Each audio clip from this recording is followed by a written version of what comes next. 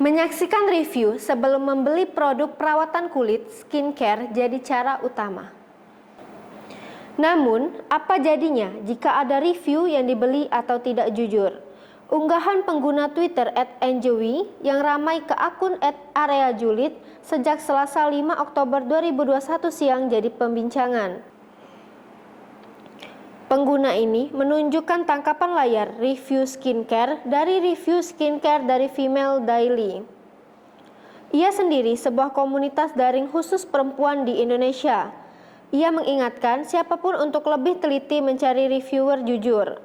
Pasalnya, dia sendiri menemukan seorang pengguna yang dapat mereview produk berbayar.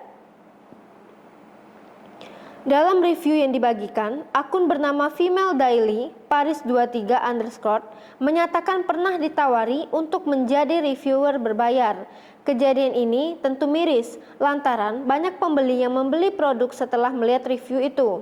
Bahkan, admin akun gosip Area Julid mengakui pernah jadi reviewer berbayar saat menaikkan ulang unggahan dari pengguna ini. Sayangnya, situs resmi Female Daily tidak dapat diakses oleh sripoku.com pada Selasa 5 Oktober 2021 malam.